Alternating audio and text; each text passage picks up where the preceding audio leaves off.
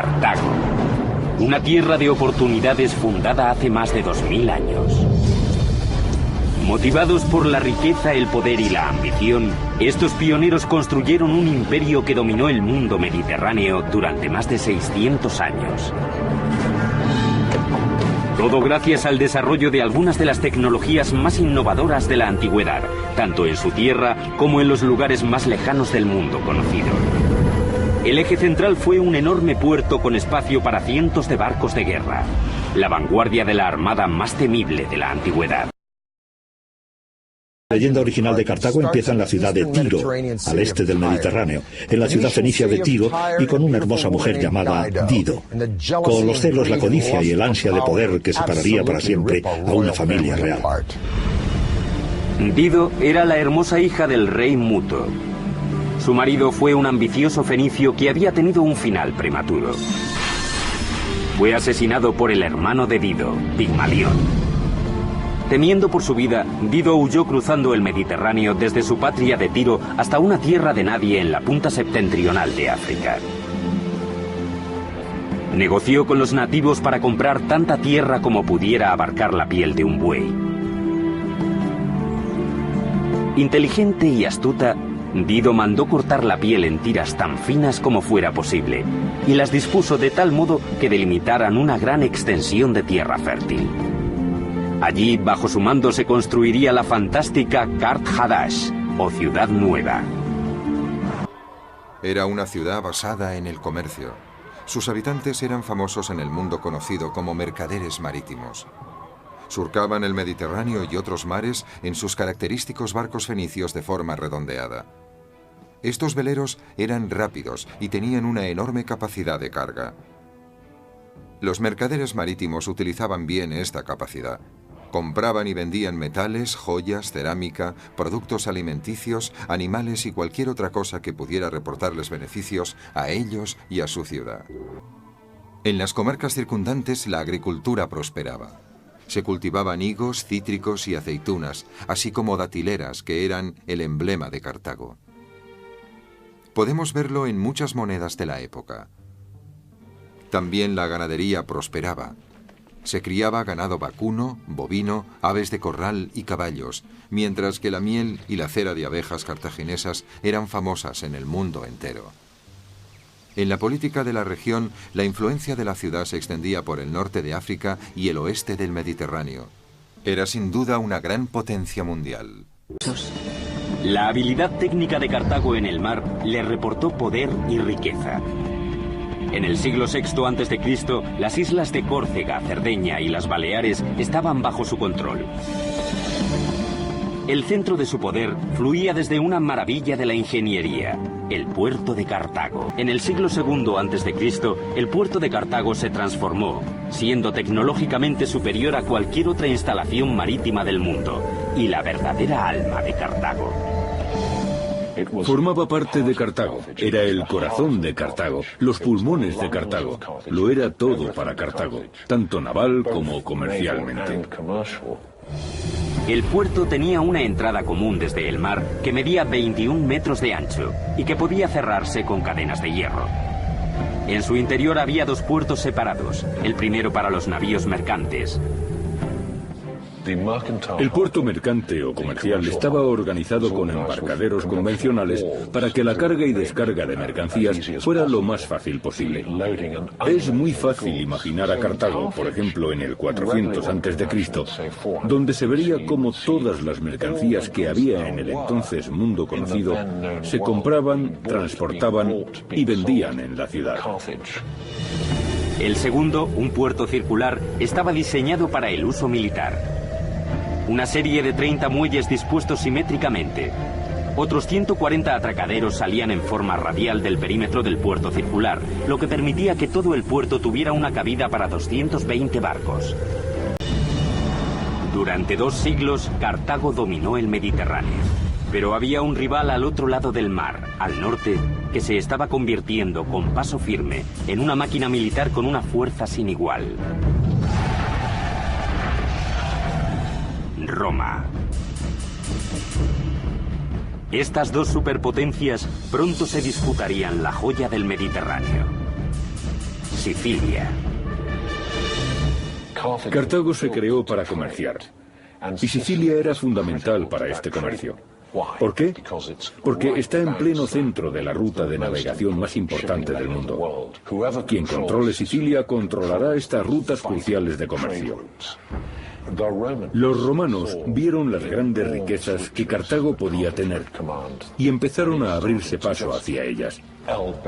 Los cartagineses reaccionaron y dijeron: espera, nosotros llegamos primero. Por favor, sacad vuestros carros de mis tierras. Ahora Roma y Cartago tenían colonias en Sicilia. Esta tensión desencadenaría una serie de guerras que conmocionarían al mundo antiguo. Se conocerían como guerras púnicas, llamadas así por la palabra romana para referirse a los fenicios. El resultado cambiaría el curso de la historia del mundo, y Cartago estaría dirigida por uno de los mayores genios militares de todos los tiempos. En el 211 a.C., un fantasma acechaba a las puertas de Roma. Al otro lado de sus muros, con un ejército apostado para atacar, se encontraba el hombre que más odiaban y temían los romanos: Aníbal, el legendario general cartaginés. Inteligente, brutal, avezado. La peor pesadilla de Roma. Aníbal penetraba las defensas de Roma con una facilidad insultante, gracias sin duda a su genio estratégico y a su habilidad para utilizar uno de los armamentos militares más asombrosos del mundo. Como comandante demostró su inquebrantable coraje al emprender una de las campañas de agresión más extraordinarias de toda la historia de la humanidad.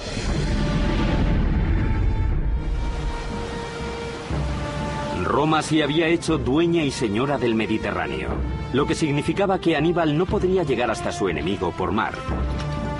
Decidido a cumplir la promesa hecha a su padre, Aníbal se propuso lo imposible: avanzar por tierra cruzando los Alpes hasta llegar al corazón del Imperio Romano.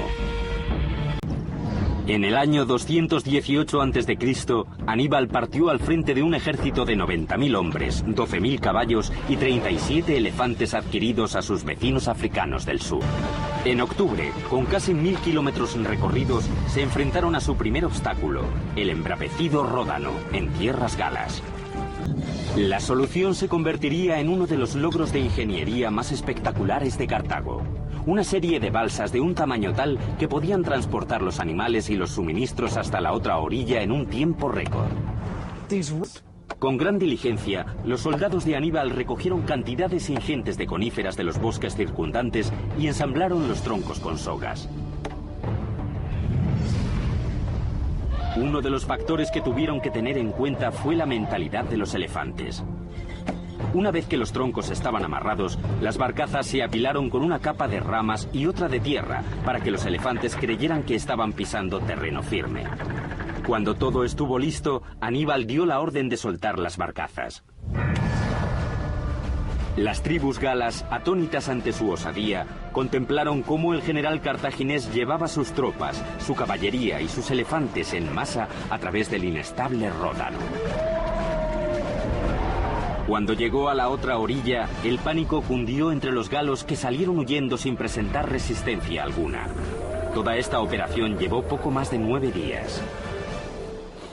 Aníbal y su ejército siguieron adelante y se abrieron camino hasta las faldas de los Alpes. Pronto la inminencia del invierno se unió al hambre y a la fatiga de las tropas. Al ascender, se enfrentaron a otro obstáculo que parecía insalvable.